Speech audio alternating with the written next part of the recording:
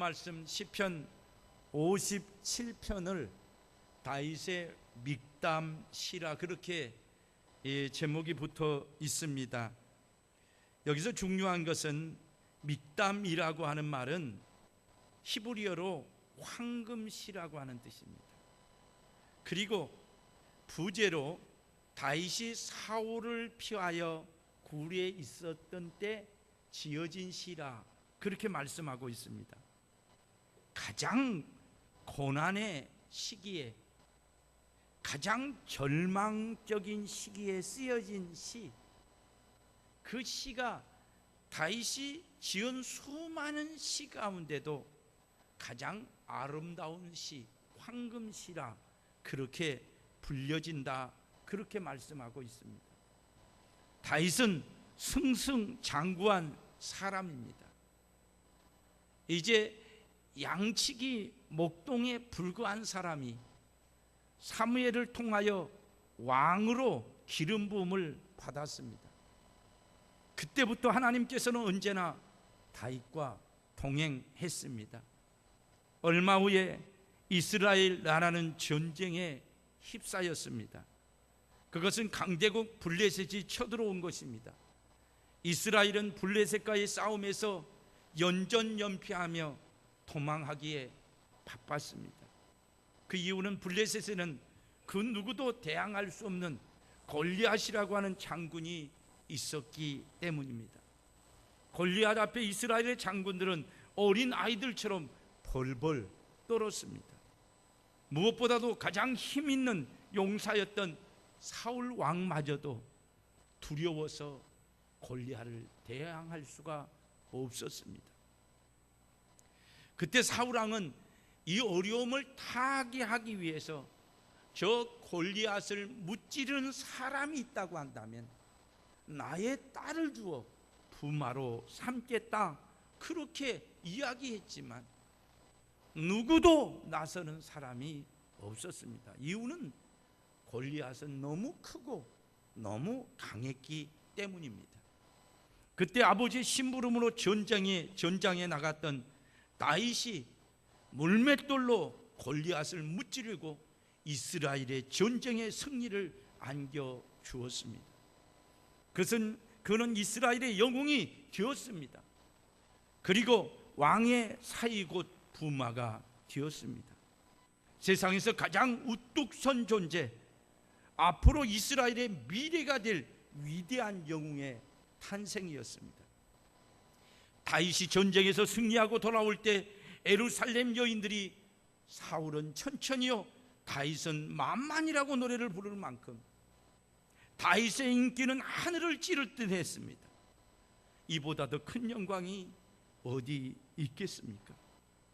이러한 영광은 세상을 살아가는 모든 사람들이 한 번쯤 느껴보고 한 번쯤 올라보고 싶은 그러한 영광일 것입니다.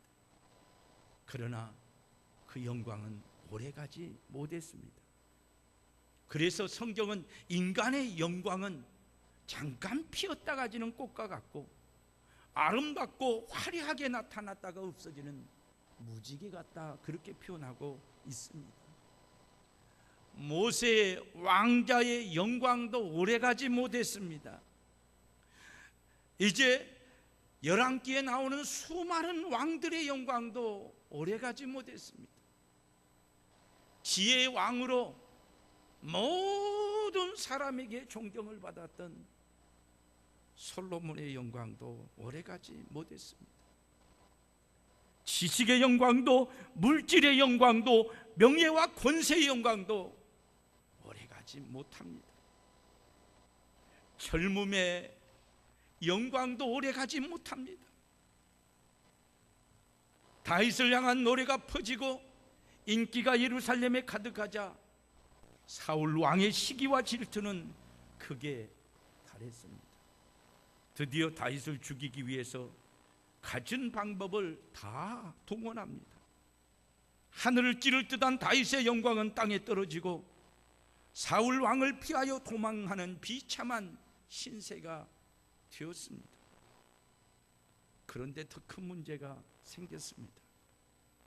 그것은 사울 왕이 자기에게 주었던 아내까지 빼앗아서 다른 사람에게 시집 보내버렸습니다.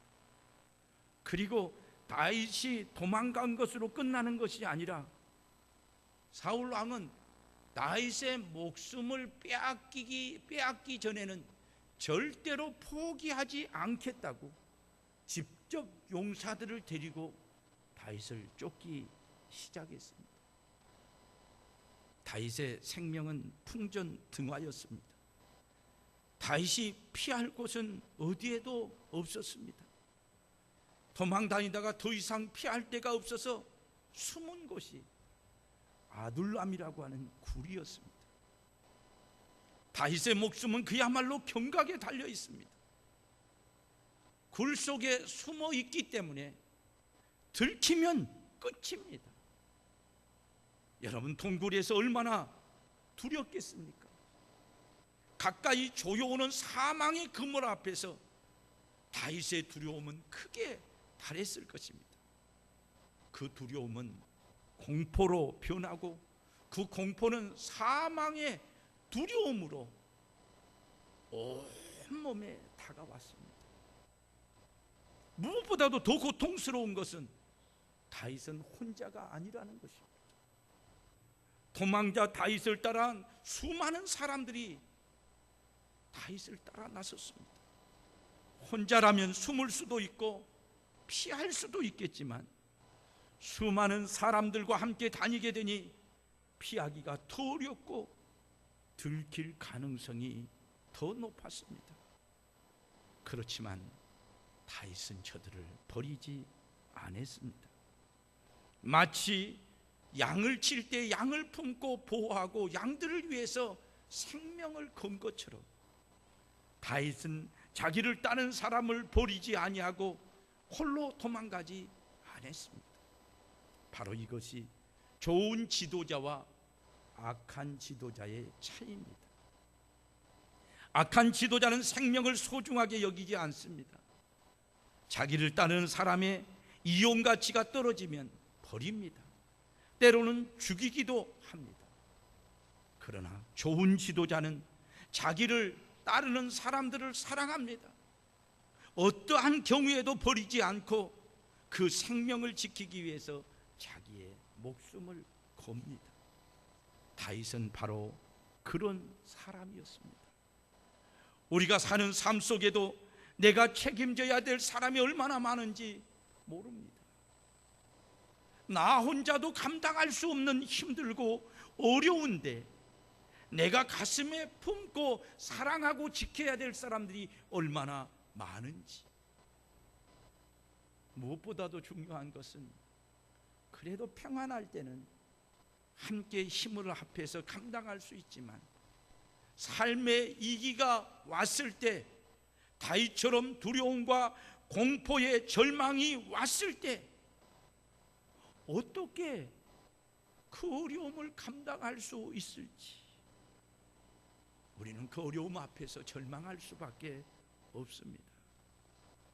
우리는 이 시간 다윗이 그 어려움 속에서 어떻게 극복을 했는가, 그 다윗의 극복의 모습을 보면서 우리 삶 속에서 다가오는 수많은 어려움들을 이길 수 있는 지혜를 갖는 소중한 시간 되었으면 합니다. 먼저 생각할 것은 다윗에게 다가오는 두려움과 공포, 그 공포가 얼마나 컸는가. 성경은 너무너무 자세하게 이야기합니다. 1절을 보면 뭐라고 표현하고 있느냐면은 이제 마지막에 보면 이 재앙들이 지나기까지 피하리라 그렇게 말했어요. 이 말은 뭘 말하고 있느냐면 다윗에게 지금 당한 재난을 재앙이라고 표현했습니다. 여러분, 재앙은요 사람이 피할 수 없습니다. 재앙은요 사람이 감당할 수 없습니다. 때로는 홍수의 재앙이 있습니다. 때로는 쓰나미의 재앙이 있습니다. 사람이 할 수 있는 아무런 힘이 없는 거예요. 이번에도 이 부근 담양 지역에 우리 목사님들 말 들어보니까 또 TV에도 나왔는데, TV에 나온 것보다 우리 목사님들의 이야기를 들어보니까 더 가슴이 아프더라고요. 여러분, 막 우박이 떨어졌는데요, 평생 동안 그런 우박은 처음 봤대요. 여러분, 모든 과일나무에 있는 과일들이 다 떨어졌고요, 떨어지지 않는 과일도 제대로 성한 과일이 없을 만큼 무시무시한 우박이 떨어진 거예요. 그 우박 앞에 농민들은 어떻게 할 바를 전혀 몰랐다. 아무런 방법이 없다고 합니다.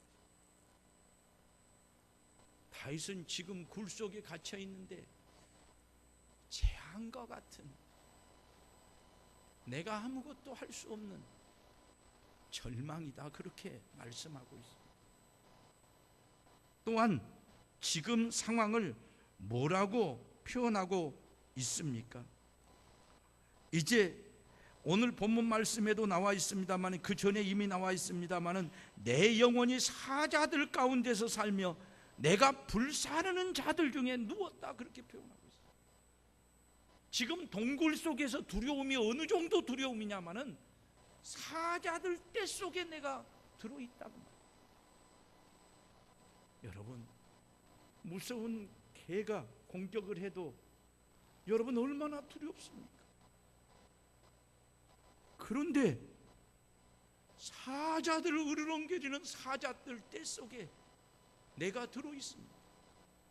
그 사자가 나를 향해서 공격해 오는데 나는 아무런 지킬 힘이 없고 능력이 없습니다. 얼마나 두렵겠습니까? 얼마나 공포입니까?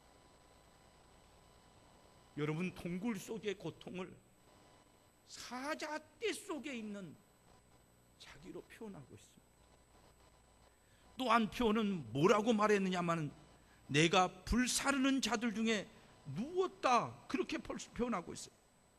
4절을 한번 읽어볼까요? 내 영혼이 사자들 가운데서 살며 내가 불사르는 자들 중에 누웠으니 곧 사람들이 아들 중에라.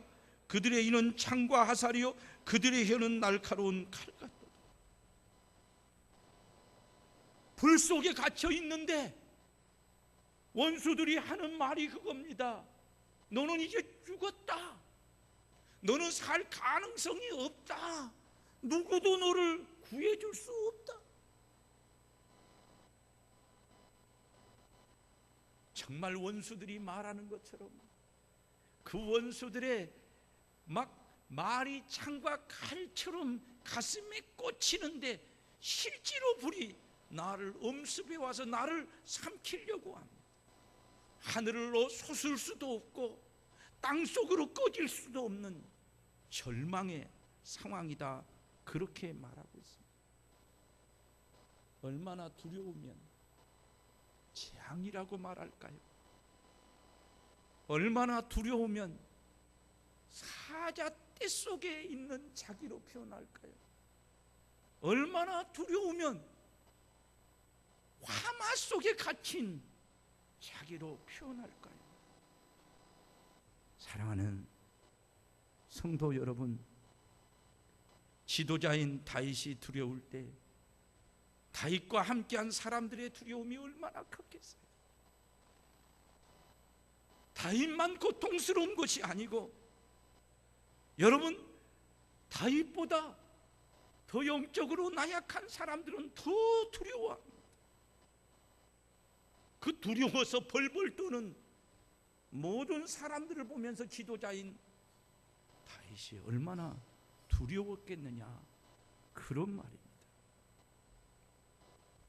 여러분, 두려움 중에, 공포 중에 최고의 공포는 결국은 죽음에 대한 공포입니다. 결국 죽을 수밖에 없는 상황이 될 때 사람들은 크게 다른 공포를 느끼게 되어 있습니다. 지금 유럽 전체는 폭탄 테러에 대한 두려움과 공포로 가득 차 있습니다. 얼마 전에 이탈리아 유벤투스와 스페인 레알 마드리드가 유럽 챔피언 축구 결승전을 했습니다. 그때 이탈리아의 수많은 사람들이 산카를로 광장에 설치한 대형 스크린 앞에 2만 명이라고 하는 수많은 사람들이 모였습니다. 그런데 갑자기 큰 폭발음이 들렸습니다. 광장에 모여 축구 경기를 보고 있던 사람들이 폭탄 테러라 생각하고 비명을 지르며 도망가기 시작했습니다. 한꺼번에 수많은 인파가 움직이려다가 사람들이 쓰러지고 짓밟히는 아비규환의 지옥이 되었습니다. 그런데 사실은 폭탄이 터진 것이 아니었습니다. 현장에서 울린 폭죽 소리를 폭탄이 터졌다는 소리로 폭탄이 터진 것으로 착각하고 일부 사람들이 테러가 발생했다고 외친 데서 혼란이 발생했습니다. 여러분, 그때 상황이 보통 상황이라고 한다면 그렇게 두려워하지 않을 것입니다. 그런데 유럽 사람들은 이미 테러에 대한 두려움과 공포가 크게 차 있어서 그냥 폭죽 소리를 폭탄 소리로 오인할 만큼 두려움으로 가득 차 있다, 그런 말입니다. 특별히 7세 된 소년이 넘어졌다가 사람들로부터 머리와 몸통을 수차례 짓밟혀 생명이 위독한 상태라는 안타까운 소식이 우리 마음을 너무너무 아프게 합니다. 만약에 테러가 없었다면 그렇게 두려워하겠습니까? 테러에 대한 두려움과 공포가 있기 때문에 폭죽이 터지는 그 순간에, 테러다 소리를 듣는 순간에 모두가 한꺼번에 달리고 움직이고, 사람이 넘어져도 일으켜줄 생각도 못하고 모두가 짓밟고 지나가는 현장이 되어버린 것입니다. 두려움은 죽음의 공포로 다가옵니다. 이보다 더 큰 두려움은 없습니다. 다윗은 지금 들키면 죽습니다. 그래서 들키지 않기 위해서 다윗과 함께 있는 모든 사람들은 숨도 제대로 쉬지 못합니다. 기절할 것 같은 공포가 엄습해 옵니다. 다윗도 두렵습니다.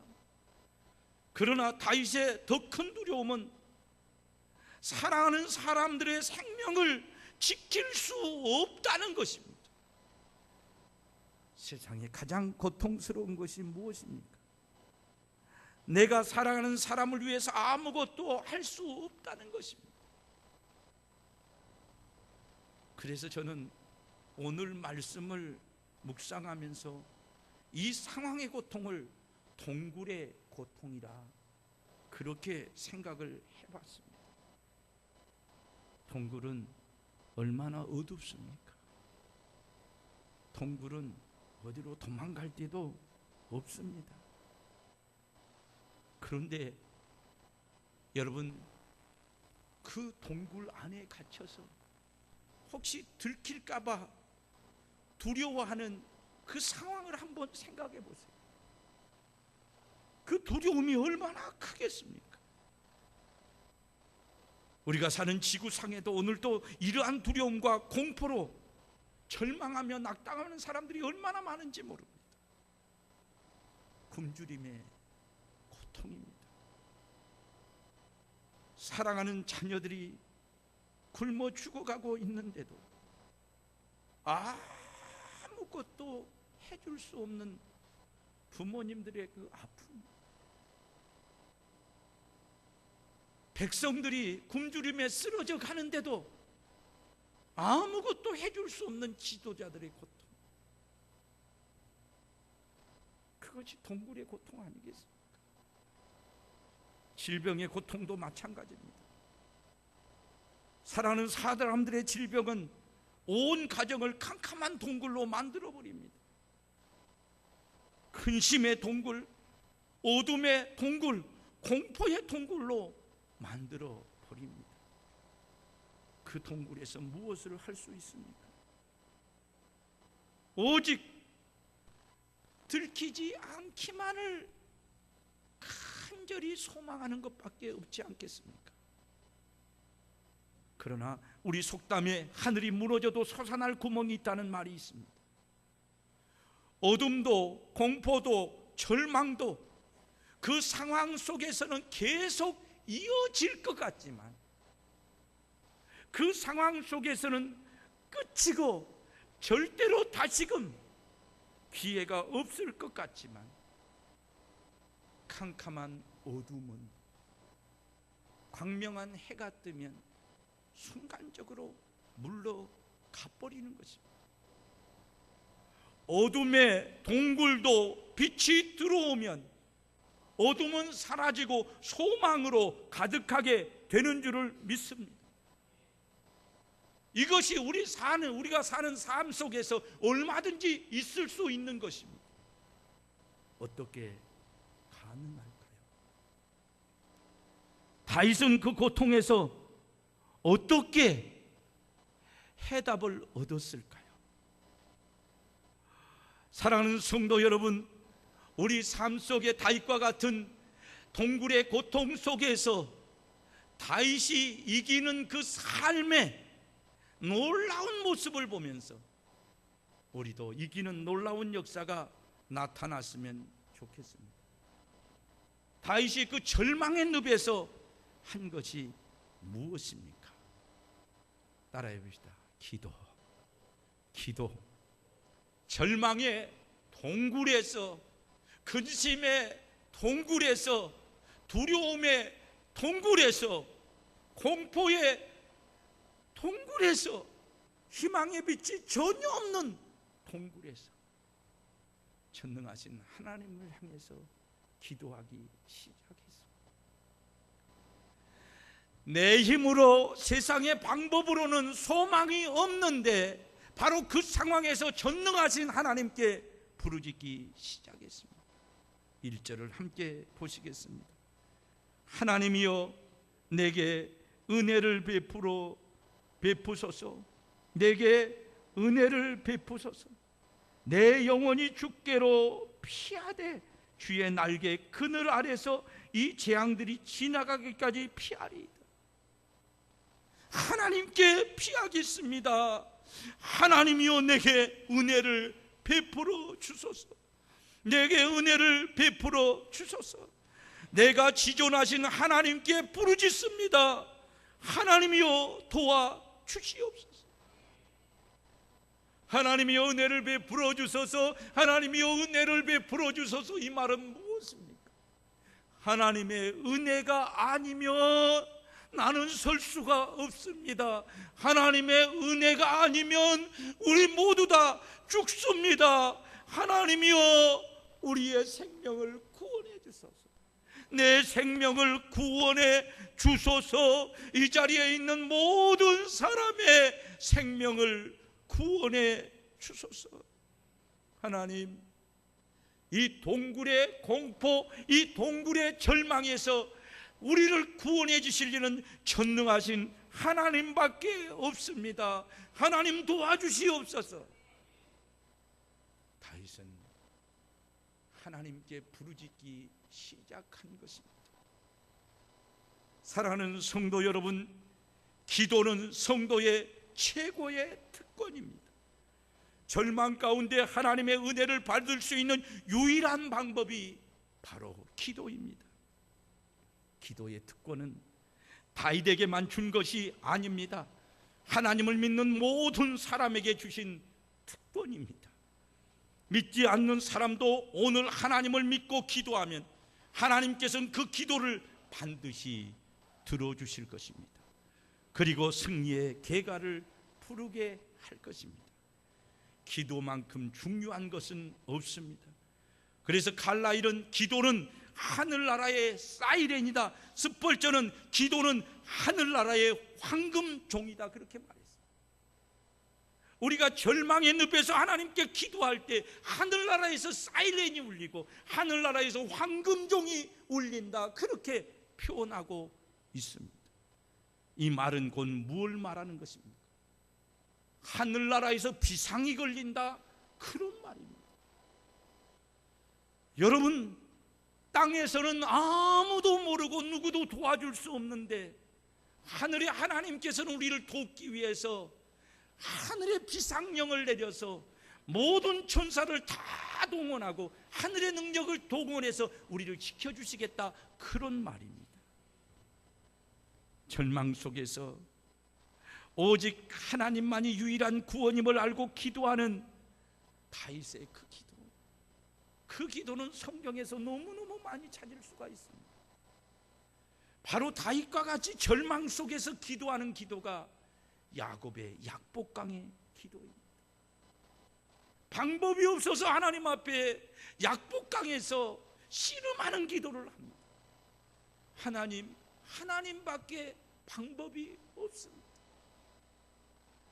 아말렉이 쳐들어왔을 때 모세가 이길 수 있는 방법이 없자 하나님께 기도하기 시작합니다.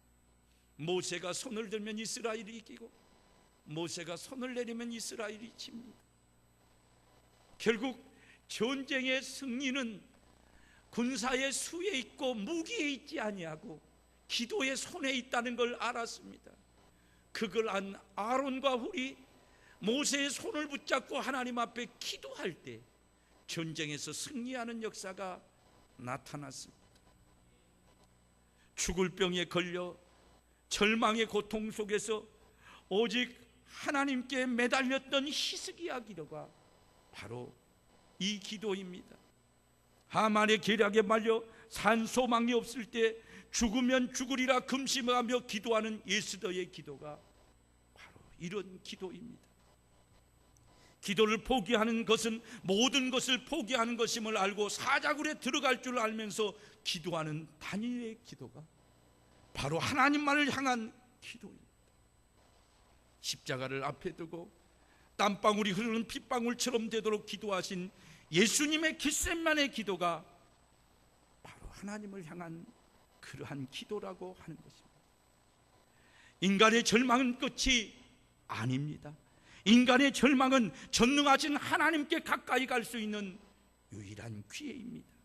인간의 절망은 전능하신 하나님을 의지할 수 있는 기회이고 인간의 절망은 살아계신 하나님을 경험할 수 있는 기회입니다. 인간의 절망은 우리를 향해 우리를 사랑하신 하나님의 놀라운 은혜를 입을 기회입니다. 우리의 삶 속에도 오늘 다윗이 만난 동굴의 어두움이 우리를 향하여 홍수처럼 밀려오고 밤의 어두움처럼 밀려옵니다. 두려움의 홍수 누가 물리칠 수 있나요? 공포의 쓰나미를 누가 감당할 수 있나요? 오직 하나님만이 우리를 구원할 수 있습니다.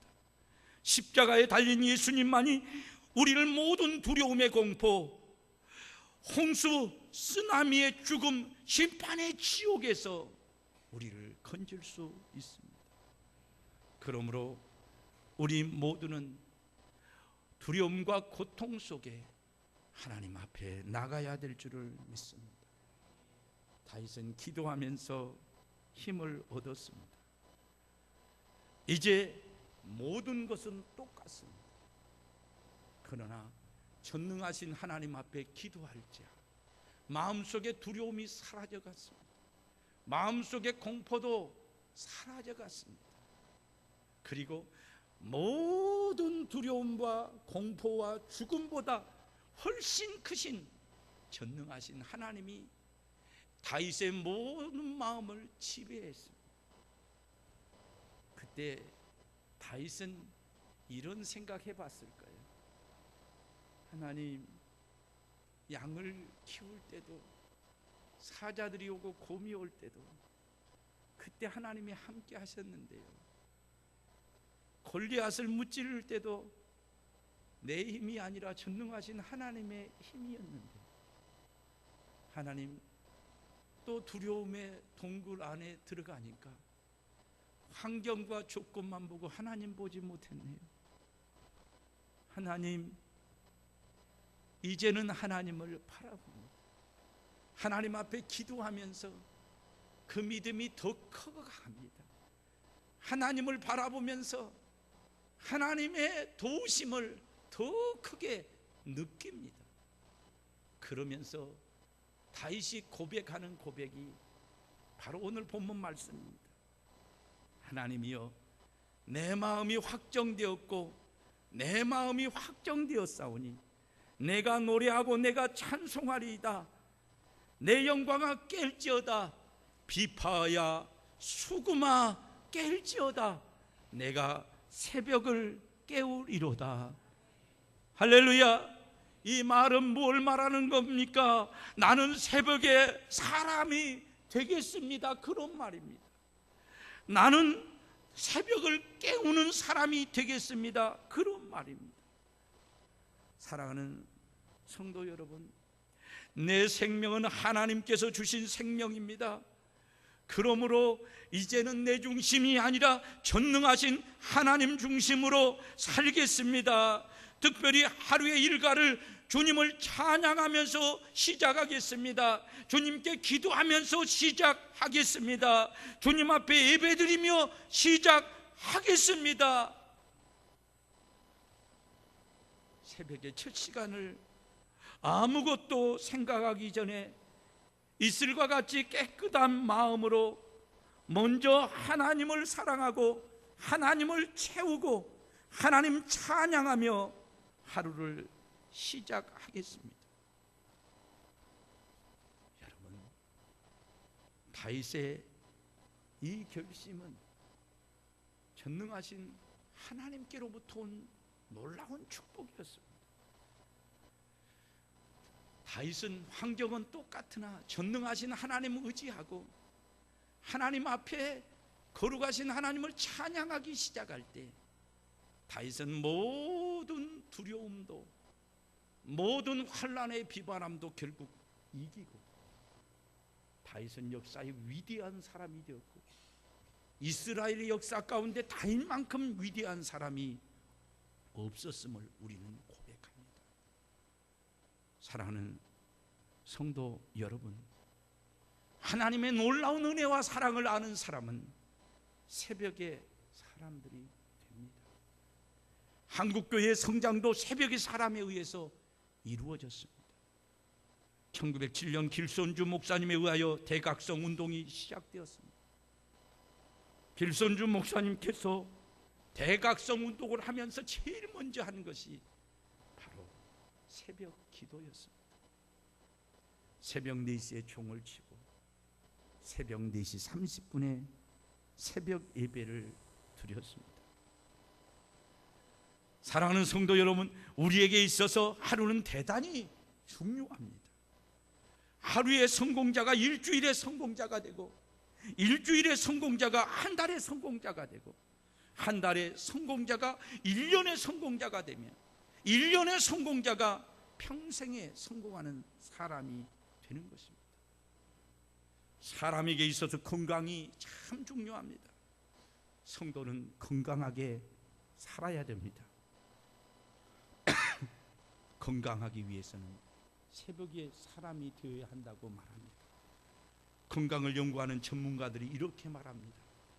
건강법 중에 가장 좋은 건강법은 일찍 자고 일찍 일어나는 것이다. 그렇게 말합니다. 늦게 자고 늦게 일어나는 것은 생체 리듬에 역행하는 것이기 때문에 건강에 손해라 그렇게 말합니다. 뿐만 아니라 몸이 약한 사람에게는 치명적인 병을 초래할 수 있다고도 경고합니다. 물론 사람에 따라 차이는 있습니다마는 고인 되신 온누리교회 하영조 목사님께서 몸이 쇠약해서 병원에 입원했는데 의사 선생님께서 하는 말이, 목사님, 건강을 유지하는 가장 소중한 방법 중에 하나가 일찍 자는 것입니다. 그래서 목사님이 늦게 주무시는 분이었는데 일찍 자고 나니까 몸이 훨씬 가볍더라고 하는 그런 표현의 말을 했습니다.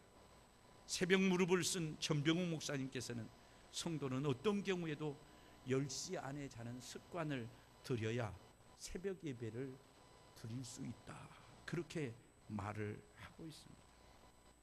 오늘은 점점 밤문화가 우리의 삶을 지배하고 있습니다. 그러나 다윗은 분명하게 외칩니다. 나는 새벽의 사람이 되겠다고 말합니다. 그러면서 새벽을 깨우겠다 그렇게 표현하고 있습니다. 여러분, 새벽을 깨우겠다고 하는 말은 다른 사람을 깨우면서 살겠습니다. 다른 두려움과 공포 속에서 떨고 있는 사람들에게 전능하신 하나님의 능력을 보여주겠다 그렇게 말씀하고 있습니다. 사랑하는 성도 여러분, 먼저 일어나지 아니하고는 절대로 새벽을 깨울 수가 없습니다. 성경에 보면 파수꾼이 있습니다. 파수꾼은 저녁에 여러분 성을 지키는 사람입니다.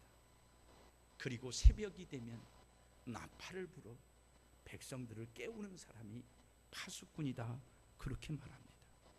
믿는 성도는 파수꾼이 되어야 합니다. 교회는 대한민국의 어려운 시기에 한국에 들어왔습니다. 그리고 아픔과 두려움과 공포로 절망하는 국민들과 함께 기도하면서 온몸으로 일제의 압박에 항거했습니다. 3.1 운동에 앞장선 사람들이 교회였고 성도들이었습니다. 모두가 신사에 참배할 때 신사 참배를 거부하고 애국한 사람들도 기독교인들이었습니다. 6.25 후에 우리나라는 너무나 가난했고 그 생활이 처참했습니다. 교회는 어려운 시기에 있을 때 새벽을 깨우는 역할을 했습니다. 과거에 우리는 시계를 가지고 있는 사람이 거의 없었습니다. 그런데 교회에서 새벽 4시에 종을 쳤습니다. 모든 사람들은 종소리를 듣고 일어나 일터로 갔습니다. 교회는 새벽을 깨우는 선구자적인 역할을 했습니다. 우리나라의 성장도 바로 새벽을 통해서 시작이 되었습니다. 교회가 하나님 앞에 깨어있지 못하면 세상에 빛이 될 수가 없습니다.